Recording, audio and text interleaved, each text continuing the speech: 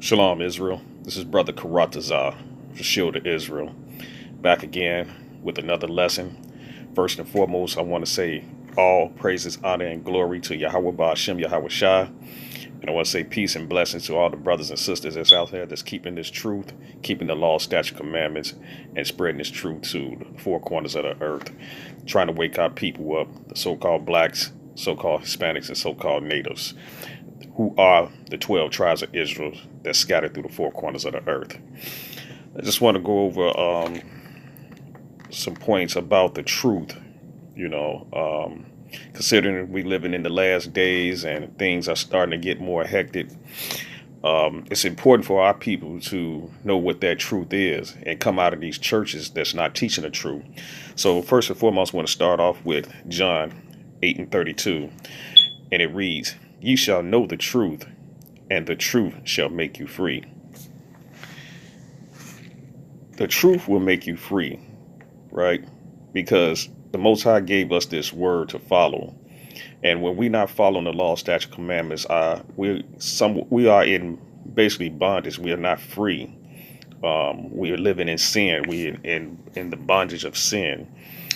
So we have to know what the truth is according to the Bible, right? And let's just go to John 4 and 24. Because it's important in these last days that we get that truth. And we go to John chapter 4, verse 24, and it reads, "God is a spirit, and they that worship him must worship him in spirit and in truth." So if you're going to worship the Most High God of Israel, you have to worship him in spirit and in truth. You know, you just can't go about, doing your own things, leaning on your own understanding, as the scriptures say in Proverbs. You have to worship him in spirit and in truth, right? Let's grab another scripture. I'm going to grab Psalms 119 and 160. The book of Psalms, chapter 119, verse 160. "Thy word is true from the beginning, and every one of thy righteous judgments endureth forever." So once again, it's telling you what the truth is. The truth is, it's about being righteous and following the words of the Most High. You have to have that, that word in order to get the truth. The truth is in the Bible. The book itself is going to set you free, like it said in John. Let's go back to John 17 and 17, right? And the scripture read, book of John, chapter 17, verse 17, "Sanctify them through the truth, and thy word is the truth." See, like I said, this book is the truth.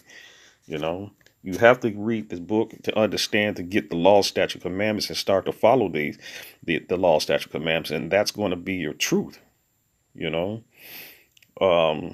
This book is a book given to the Israelites for guidance. A law, a way of life. It's basically it's a manual on how you should live your life if you're an Israelite, right? Matter of fact, let's go to another scripture that I like. Let's go to Baruch chapter 4, verse 1 in the Apocrypha, and read, "This is the book of the commandments of God, and the law that endureth forever.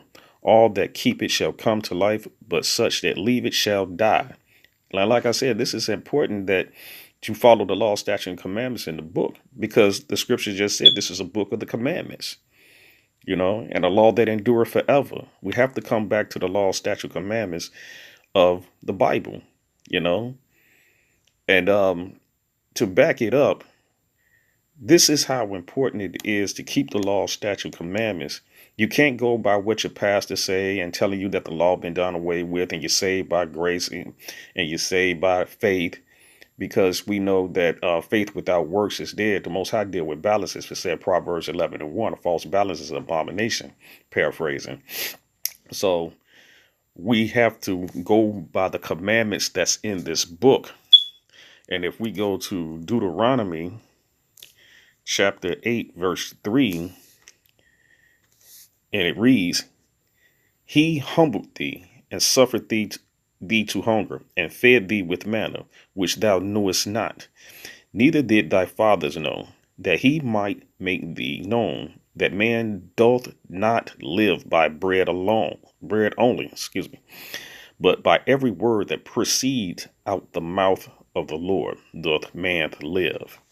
So here it is in Deuteronomy that you said, basically saying that man shall not live by bread only, but by every word that proceeded out of the mouth of the Lord, right? And this book is the word of the Most High. And to back that up, let's go to the New Testament and see what Christ said, who the word ignorantly called Jesus Christ. This is the book of Matthew, chapter 4, verse 4. But he answered and said, It is written, man shall not live by bread alone, but by every word that proceeded out of the mouth of God. So here it is, Matthew 4 and 4, saying the same thing it said in the book of Deuteronomy in 8 and 13. So for the brothers and sisters that's out there that's not getting this word or this truth that's in your church, that's saying you can pretty much do what you want to do as long as you have faith, the Most High is telling you that that man shall not live by bread alone, but by every word that proceedeth out of the mouth of God. And we know that the word is the Bible. And like it said in John 17:17, sanctify them by the word. Let's not paraphrase. Matter of fact, let's just go back to it and then wrap it up. John 17:17. Sanctify them through thy truth. Thy word is the truth. The word is the truth. Every word that proceeds out the mouth of God. It's Brother Karatazar, Shield of Israel, 144. Shalom.